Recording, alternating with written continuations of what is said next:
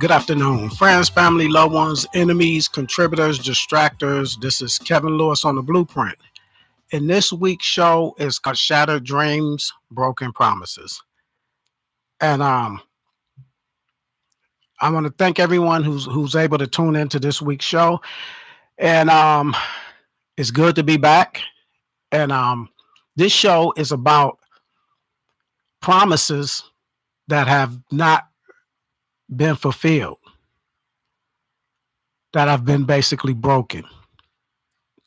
Believing in a lie, buying a lie, reselling a lie to our youth.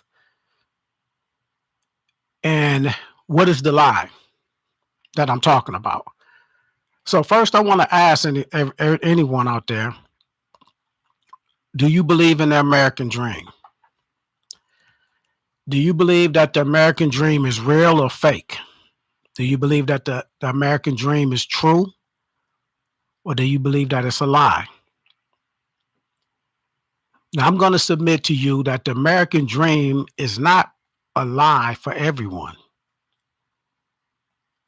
The American dream is not fake for everyone. But that is not what the American dream states. The American dream is quoted as being the idea by which equality of opportunity is available to any American, allowing the highest aspirations and goals to be achieved.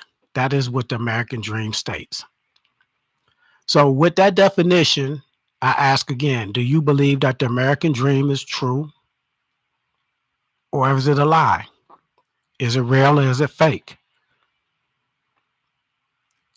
And like I probably stated, I submit to you that I think it is true for some people. And for others, it's a lie. It is real for some people. And for other people, it is fake. For Black people in this country, or any people of color mainly, it is not true. That is not what the American dream is. It should be called the white American dream. This is not our dream. But we have been sold that lie, told that lie, and many of us believe in that lie. And some of us that don't, we still pass that lie along to our kids and the next generation. So if you don't believe in the American dream, you believe that it is a lie, a falsehood. At what point did you come to the conclusion that the American dream was not your dream? And if you have concluded that, do you still feed it to your kids?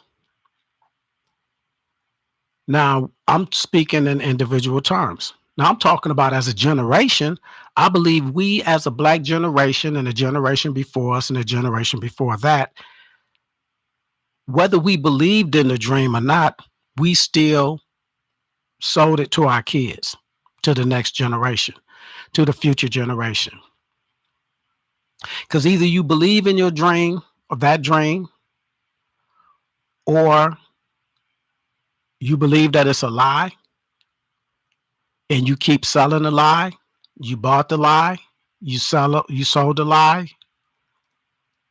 you see it as a lie, and for some reason you pass it on to the next generation anyway. Or you just accept that it's a lie and you accept our place in the system. And you pass that acceptance down to the next generation. I think that we can pretty much say that the American dream for the Black community and probably the brown community, if they are willing to accept it, and any other community of color, is a lie. It is not for all Americans. and we do not have equality as all Americans to pursue equal opportunity to reach our aspirations and goals in this country. If it was true, then we wouldn't have nine different civil rights acts coming from 1866 all the way up until 1991. You don't have to keep creating laws to protect rights or to grant rights if equality exists. If equality doesn't exist, then the ideal, which everyone has an equal opportunity, is a falsehood. And therefore, the American dream is a lie and whole. But if you accept your place in a inferiority role, in a role of inferiority, and have this inferiority complex,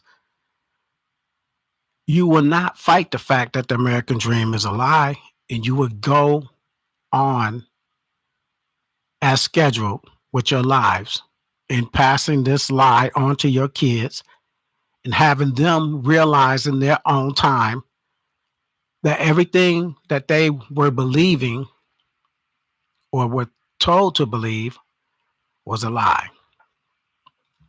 I remember coming up in school, and we used to sit up and we'd pledge allegiance to the flag of the United States of America and to this republic in which it stands, one nation under God, one nation under God, indivisible, while all the time it was divided, reciting a lie. And many of us will recite this lie with our hands on our hearts and tears in our eyes, or singing the national anthem, believing in a lie, buying a lie, and selling that lie to our next generation. I remember being in school, we used to say, "My country, 'tis of thee, sweet land of liberty." Sweet land of liberty, right?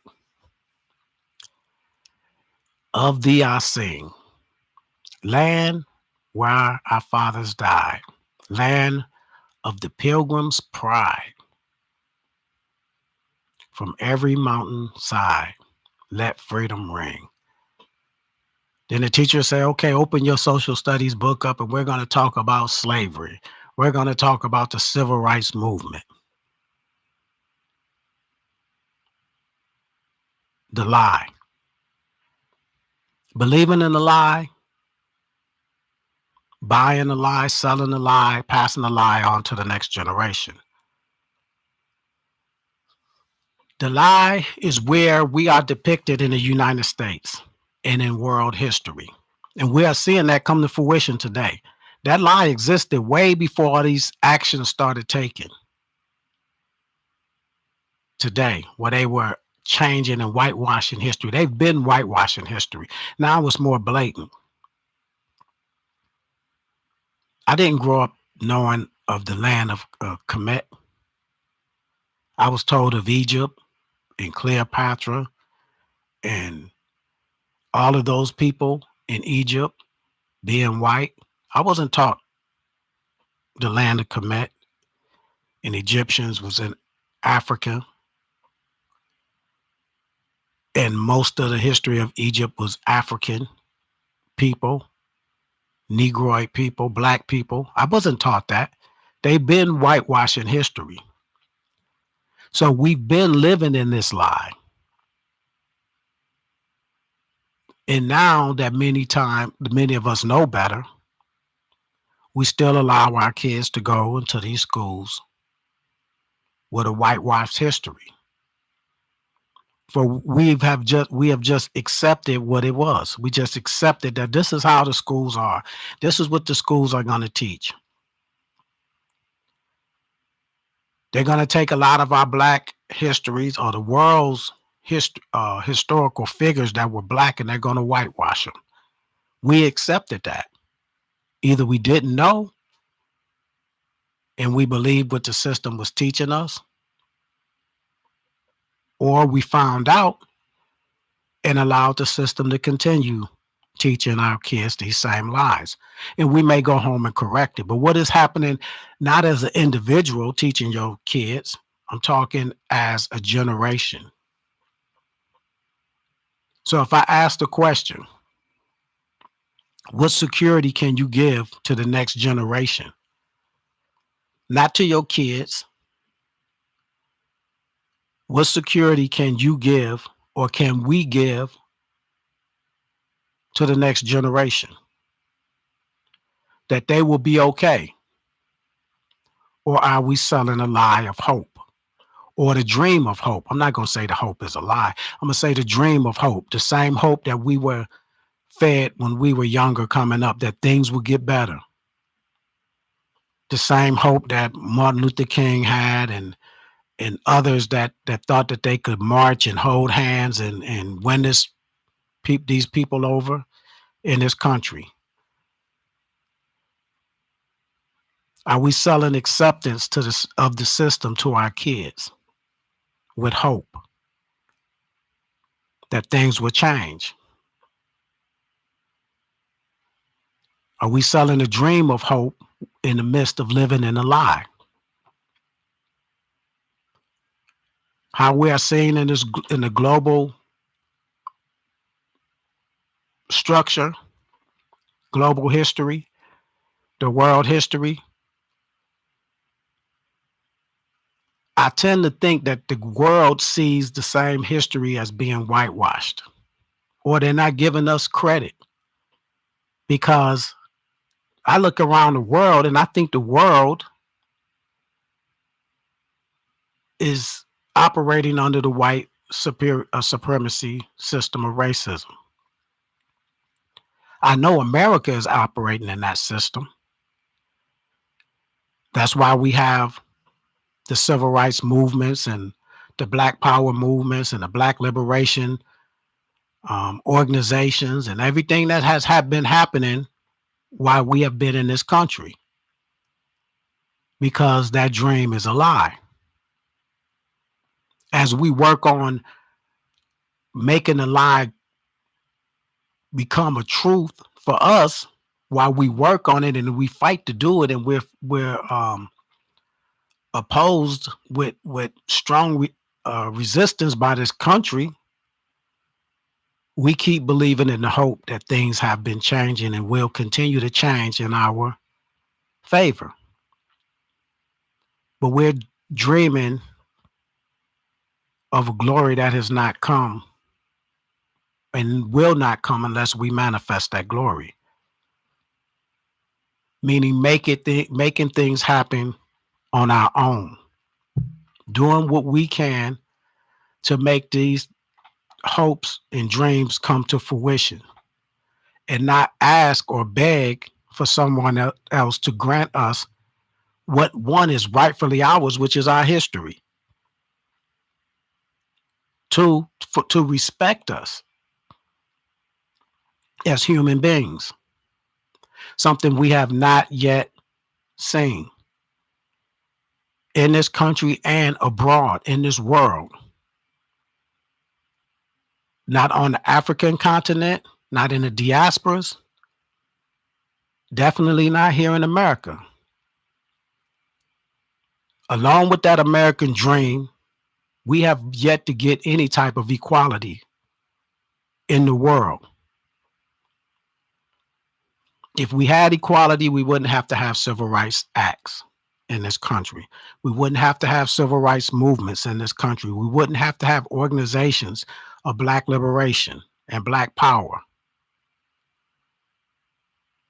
So the proof is in the pudding. What is it that we believe as a people? Many of us believe in the system. We believe the system will work itself out. While our kids begin to get murdered in the streets, just as we have in our generations. the same things that's happening. So now we have Black Lives Matter movements and things like this, and organizations continue to have riots because we have been believing in a lie. Because if, and this is why I say we've been believing in a lie, because if we haven't been believing in it and we've accepted the things as they are, then we should have some type of movement of improvement within ourselves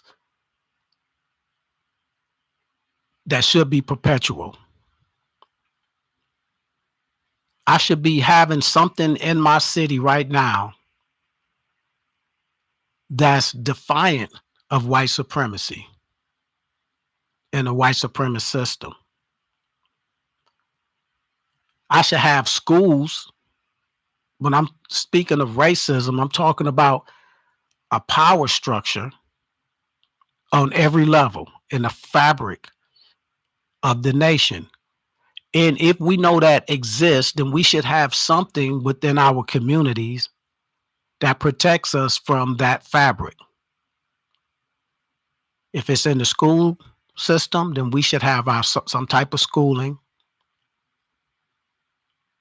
that protects our kids from white supremacy and racism structure and system. If we have a system that is brainwashing us or trying to brainwash us to devalue each other, then we should have systems in place to where we are valuing, that's teaching us to value each other. If we have systems in place that try to impair our vision of our creator and how we see our God, we should have religions and systems in place to correct our vision of our Lord and Saviors or our God. If we have a system that uses the media against us to feed us all this negativity, whether it's in movies, whether it's in music, whether it's in the news, then we should have systems in place. After all of this time, we should have our own news and have control over our own media that's helping to combat what this system is trying to do to us and is succeeding in doing because we don't have these things in place. When we do have some type of media channel or whatever, it tends to be, I say, like a fiddler on a plantation, something that eases the pain but helps us to accept what we're going through. You know, on the plantation, everyone was used in the purpose of the plantation. No one that was black was wasted. I don't care if you was a kid, a child, even an infant was used against you and for the plantation because the plantation was used against was against us. That child, you say, well, how can a child be used against you? Well, that child made you submit or even more willing to submit because you didn't want to leave that child. As an individual, if you may want to fight, but if you had a child, a lot of times we do this today. We think better of things because we have more at stake. If they were children on that plantation, those children were put to use. Everyone on that plantation was put to use. When you were too old to work, you did something to promote complacency. The singing and dancing was permitted to make you feel better about the hell that you were going through as a people. Same thing today. We sing and we dance, we party so that we can forget the reality of the lies that we are living in, the lie that we are living in, to feel good. And that's why I said the fiddler on a plantation. Some of the things that we go to, they want us to not focus on the hardship, not focus on the same old thing that's going to happen tomorrow, to feel good despite everything that's happening to us. And if we look in a global aspect around the world, our position hasn't much changed than from that we are faced in this country. They treat you and they see you less than they see the white man. White supremacy is global, even in countries and nations of color. Because if you go to any nation, I'm gonna submit. I'm gonna say that if you go to any nation in the world, they're gonna see you as less than a white person. Even if you go to an African country. Now I could be wrong, but this is what I think. Because I don't see the actions of those African countries as being anti white supremacy. And any black country or any country of color should be anti white supremacist in its actions if it understands that white supremacy is existing, and the hierarchy of white supremacy should not manifest itself in their culture. But I see a lot of Latino countries where the darker you are, they have that white supremacy hierarchy, even within their own culture. The brighter you are, the more value they give you. The darker you are, the less value they give you. Even when we travel to places of color, they may treat you well, but they don't see you as valuable as they see a white person.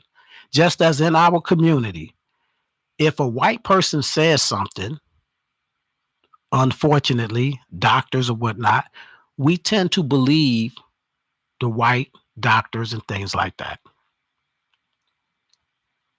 more than we would a black person in the same position, whether that's subconscious or not. Many times, I'm not saying all of us is doing this, but many times this is what we do. We have to sit there and talk about black owned businesses and how we have to patronize them, and we get resistance with each other. And they will talk about the things that these black businesses do, but they don't understand the bigger picture of white supremacy and racism in this country. This is why our businesses don't have the same amenities as these white businesses, because they have blood sucked off of our blood, sweat, and tears and labor. They have a head start that we will never be able to catch up with. Only thing that could change things as far as our success is us. That's it. In the global picture, you have even African nations that don't value you because you're from the diasporas. They look down on you. And I've seen videos where they were talking and they come to this country and they say things. And I would bring that up to the people that shared these videos and people from different countries talking about how brilliant they are. And no, I'm not black and I'm not this and that, as if they are better. But yet in your country, you use light bulbs. that was developed in this country by a black man, Louis Latimer. I don't care what you heard, but this is the truth that has been whitewashed a long time ago, even when we were coming up. You are using traffic lights in your country that was developed by a black man in America.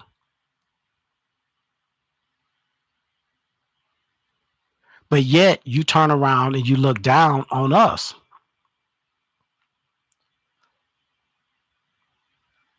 You sit there on your high horse looking with your nose up at us, and you use alarm systems in your country, either house alarms, car alarms, or your banks and businesses use alarm systems created by a black woman in this country. Your military, your firefighters, they're using gas masks invented, created by a black man in this country. You have a country that hasn't been or doesn't even have a space program, haven't been to the moon. A lot of these are European and African and Hispanic and Latino countries don't have a space program, country never been to the moon, but yet you look down on us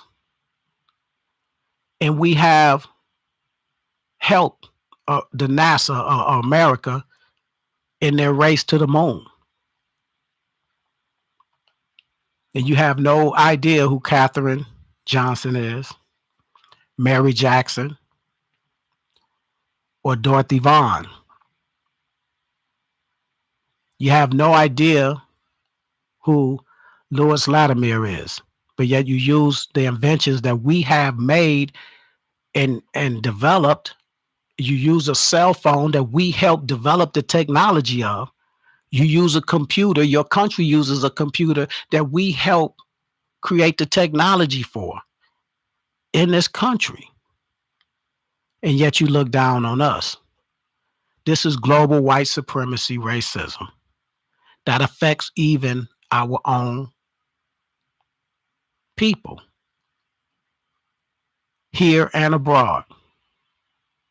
A lot of the problems that we have going on in our neighborhoods and communities, that is the effect of white supremacy racism. The devaluation of each other, the refusal to fight against others that don't look like us, that infiltrate our community, open up businesses in our community. And I never hear us complain about the Arab stores, the Asian nail salons. We love them. We patronize them. We scrutinize the black businesses for anything that they do wrong. I could see an Asian beauty supply place, beauty store, and I could see them mistreating her, physically dragging a lady out, talking about she stole some eyelashes. And we'll sit there and look, pull out our phones, video record it, laugh about it, and be right back in there. And if I guarantee you, if a white woman did the same thing, they suspected her of stealing, they will probably just give her the benefit of doubt and let her go about her business. They definitely wouldn't drag her around on the floor and do all the things that they would do to you. But yet we will patronize them and we will scrutinize ours for every little detail that we got wrong on an order or every little thing that's wrong with the store. And we'll say that's why I don't patronize black businesses. And it's not your fault. That's white supremacy, racism at work. It affects you. It infects you. It infects people from different cultures. on how they see you, because they will see someone better than as being better than them or more important. I'm not going to say they will see them as being more important, but they will see you as being less important as them because they see the hierarchy. You are at the bottom. I am somewhere in the middle. And they have accepted the lie within their culture, the same lie that we are accepting here because we are refusing to fight. If you believe that the American dream and the system is a lie, then you should be fighting on a constant basis all the tentacles of that lie. That's what we should be doing. All the things that I was speaking about that we invented, we should be having our chest out for that. We should be telling our own kids those things if we know. If we don't know and we're just finding out, then that should be a strike against the system. And you should be saying, damn, I didn't know. And all the things that I believe that we know today, that we have been misled and lied to about, that should make us rebellious against the system that has taught us these lies. But many of us are not. Now, I'm going to read some comments. I appreciate Ladae Bishop for showing up, and Aisha Ray, I appreciate you showing up. And Aisha said, my mom did not allow us to say the pledge or the national anthem. And that's a great thing to do. Now, sometimes you will catch some flack from that. These schools will sit here and they'll be like, what? Your kid is, and they'll suspend you or do whatever. And you need the parents to back you up. But as individuals, this is what I'm saying with that. As individuals, that's fine. I could teach my kids, but I'm talking a generation. That individuality, that's a European concept. I did this with my household and my kids, so that's cool. But we're failing as a generation. And I'm not knocking anything or what anybody do. When I was talking about the security of the next generation, if you have a trust fund for your kids, that's fine. But I'm not talking as individuals. I'm talking as a people. What are we doing as a people? We have to develop something as a people to fight against the system. And I appreciate that comment. And may your mom rest in peace. Georgia Tubbs said, she said, the American dream originally had nothing to do with us. And that may be true.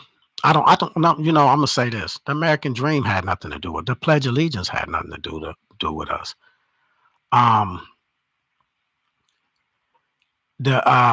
Actually, and I could say in theory it didn't, but we were full fledged in this country when the American dream was popularized by James Truslow Adams in 1931. He came up with or he popularized it. I don't know exactly when the phrase came up, but it became popularized by James Adams. And that was during the Great Depression. And it has changed meanings over time. And it probably had nothing, and it still has nothing to do with us. So in a way, you're right. I'm not going to say, originally, I don't think any of this had anything to do with us. The Constitution had nothing to do with us. But yet we are here living under the laws of the Constitution. The American dream probably had nothing to do with us, but yet we sit here and we allow that to be fed to our kids. And many of us won't sit up there and say that doesn't pertain to us. Like many of us won't say the national anthem don't pertain to us.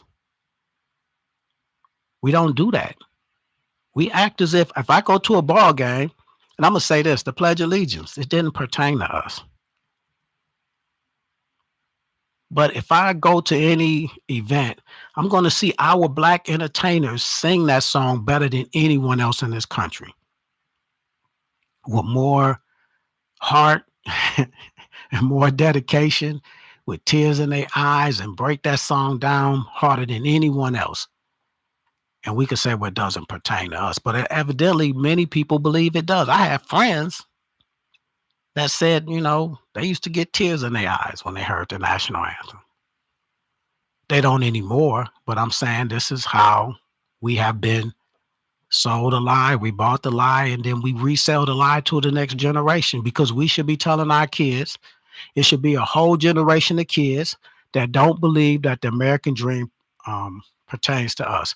It should be a whole generation that don't believe the national anthem pertains to us. And it should be a whole generation of entertainers that should be refusing to sing that song. It should be a whole lot of people at all these ball games that refuse to stand up and put their hand over their heart, or salute, or stand up and show patriotic symbolisms towards the national anthem. It should be. None of that is pertaining to us. But we selling it, we buying it.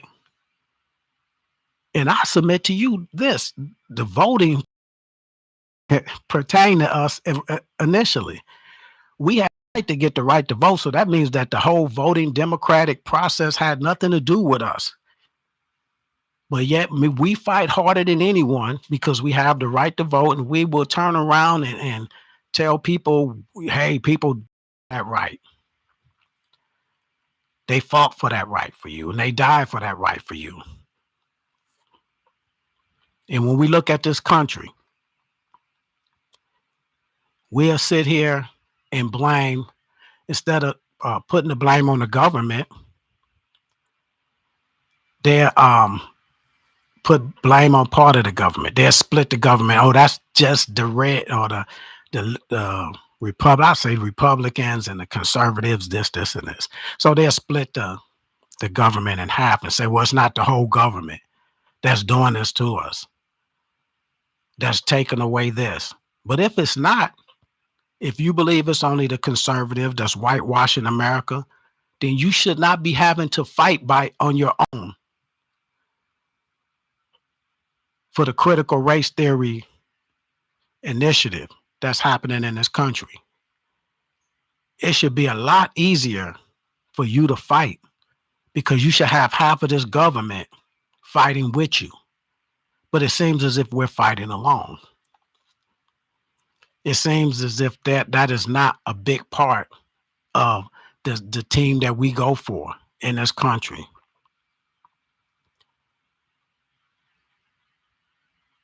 But it seems as if we fight alone.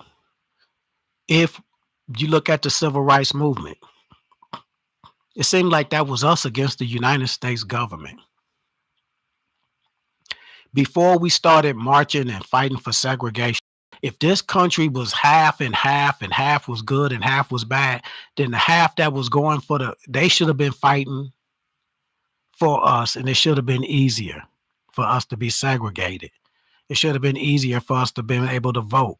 They should have been bringing that up on their own if they were for us. But they wasn't. We had to fight, march, and do all of that on our own. If the government was actually split in half, and it was part of the government for us and the other one was against us, then there should be a civil war in this country. If not a war, it should be a civil unrest and fight in this country. But it's not. It should be a Black Lives Matter initiative in the government. And it should lessen our fight, but nothing has lessened our fight. We fought for everything we've been granted. And I'm saying granted, but everything that we should have earned, everything, we pay our taxes. We've gave this country a lot. I've named inventions, and I could go down the line. on the ways that we saved this country, inoculations and developing ways of saving the sick and the poor that has been demoralized in this country. We paved the way on how to survive in this country. From the whole immunity to diseases and all these, we taught this country how to survive. Not just off our slave labor, which paved the way for this country to be a world power because of economics. And they put their economics into their military. But the inventions that we have helped develop in this country that led the way for the rest of the world they use. I posted something I believe yesterday about the automatic engine automobile that most of North American cars are now using. That technology. A lot of the European, maybe not a lot of them, but a lot of luxury European car manufacturers are using. A lot of the things we paved the way for this country to thrive on and survive on. And we've yet to get the respect for that.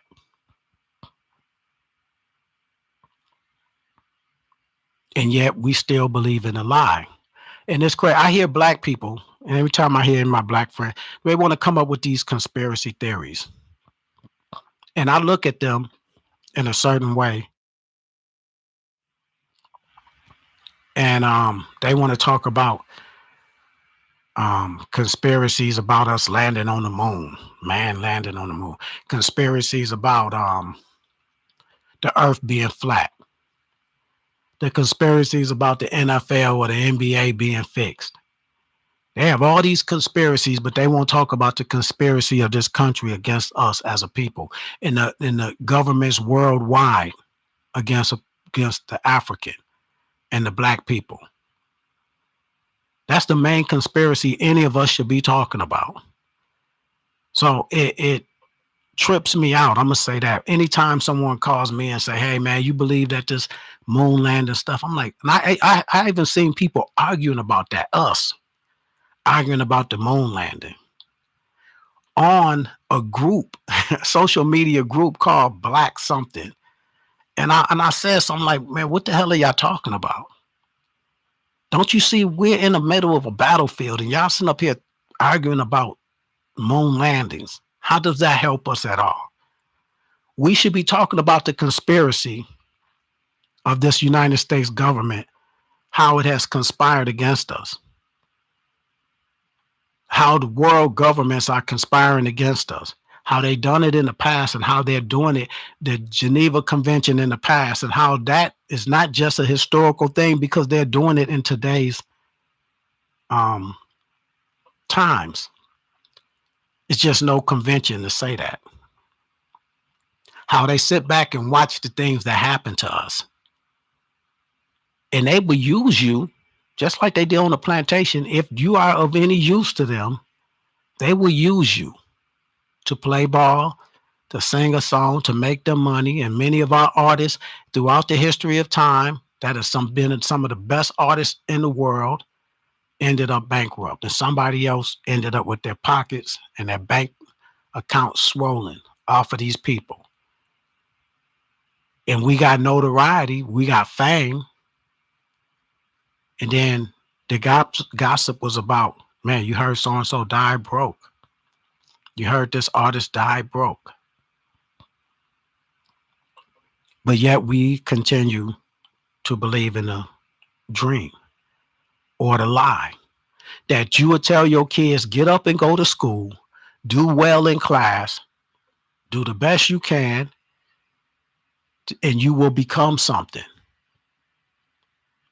And if I'm not mistaken, that's what the American dream is.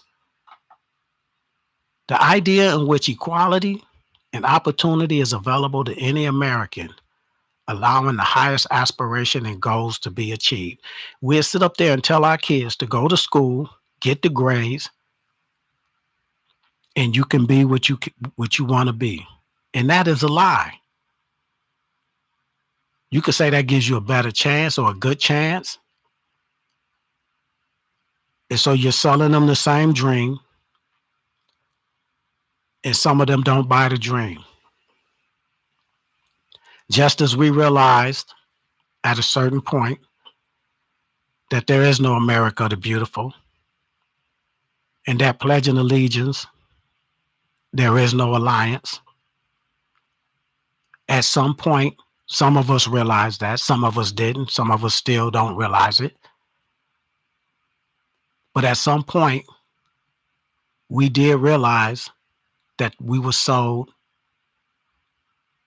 a lie, but many of us continue to feed our kids that same lie. Once some of these kids start believing, or they see what has happened and they see what is happening to them as a people, then they start to rebel. The youth will realize the dreams that we are selling them are lies. And they'll realize the nightmare which they do exist in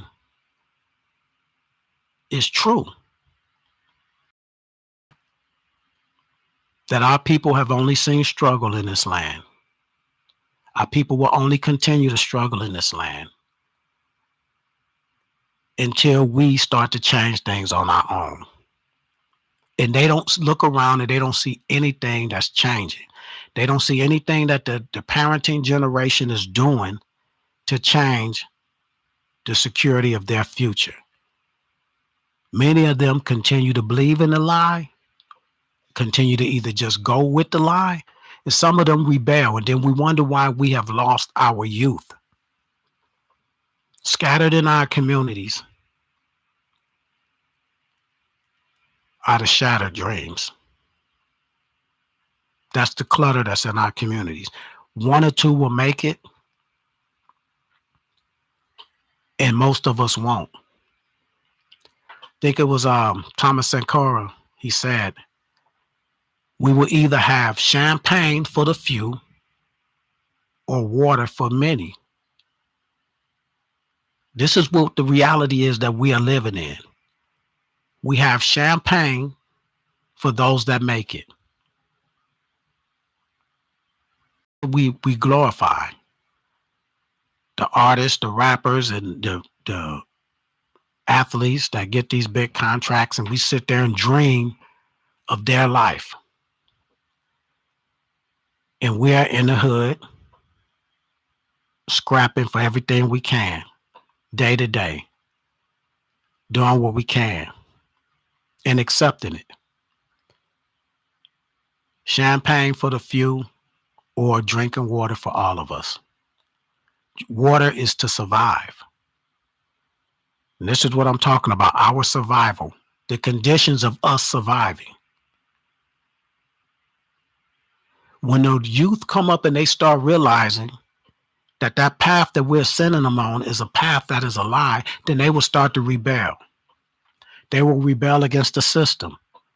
They will stop going to school, or they'll play the system, just get their grades so that they could get, they don't believe that this is a road of success for them. Some of them do. I'm saying something. When we wonder why some of these kids drop out of school or just start behaving the way, in a rebellious way, they're rebelling against the system. They don't believe in it. They're rebelling against authority. They don't believe in it. They're rebelling against us because they don't believe in us. We have left them nothing to be secure in. White kids in America don't rebel against their authority. Their authority is taking care of them. Now, some of them may just want to get buck wild, and I'm not saying that that doesn't happen, but I'm saying as a whole, because they are looked out for. They'll start getting into politics. They want to become judges, have these dreams and aspirations. They have this American dream that works for them. and we don't.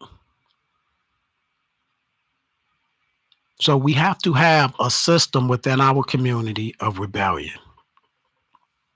This is all I'm saying. If we believe that this is a lie, and we no longer believe in a lie, at some point, at some generation, we're going to have to get together and start creating systems of rebellion. Not having our kids rebel on their own and become knuckleheads and just partying and becoming gang members, because all that is them creating a world where they have their own rules. They don't have to adhere to the rules that we are trying to give them because they believe the rules that we're trying to give them is a lie. So they just take a left. They drive off the road. They don't want to continue in that cycle. They don't believe in where you're steering them to go to. They don't believe in the directions that you're telling them to go. So then they start to go in their own directions. They stop believing in the person, the sellers of the system. Some of them don't want to conform. Inferiority. And so they take pride in using negativity and the N word and the drugs and just living life to the fullest because they don't see anything on the other side. And we sit up here and look at them and shake our heads at them, and then have this idiot in office talk about these kids are predators and all these things like this. Your system is creating predators. We are not creating systems to protect our kids from white supremacy, racism, the effects of that. And it's going to take some time that we as a people are going to have to wake up to the reality of the broken promises that have been made to us, the shattered dreams that it creates. And we're going to have to be revolutionary in attacking the system. We can work within the system to operate, to develop a way of operating outside of the box. You take resources from within the system to operate, to create something in the future that will operate outside of the system, because you don't want to work with the system. You want to work within the system to get what you can. If you work with the system, you're working with a system that is to the detriment of our people, that is meant to destroy us as a people. There's a phrase that says, think global and act local. What does that mean to us?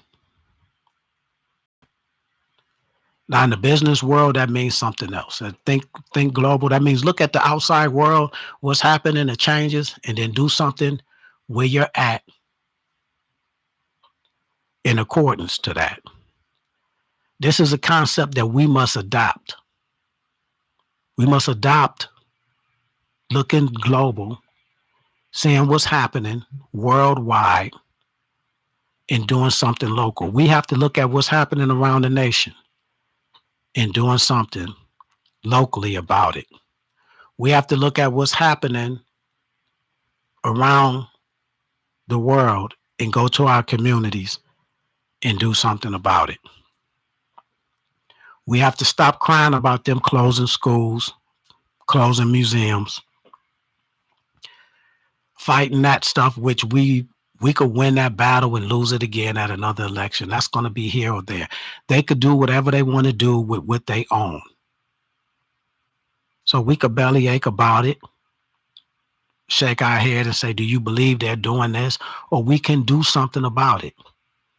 We could look at that and say, this is prompting me, motivating us to get something done. We need to own our own so that they cannot take anything from us.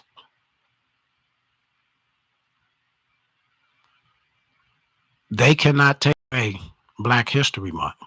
I hear people say they're taking away they can't take away Black History Month. Black History Month is in us. It started with us. They didn't give it to us. They can stop celebrating it. They could stop celebrating it on a government um, platform. That's fine. It wasn't made for them anyway. And it wasn't made for them to feed it to us. Black history is something that we created for us, by us. They can't take that from us. Black history wasn't about a museum. Black history wasn't about a calendar on their um, a month on their calendar rather. Black history was about us. Everything that we need to commandeer and take things for us, by us, for the next generation. And that is what I wanted to show, to be about. I appreciate everyone that showed up, um, had comments, and contributed to the show. Hopefully, I have a better show for y'all next week. Kevin Lewis on the Blueprint. Peace.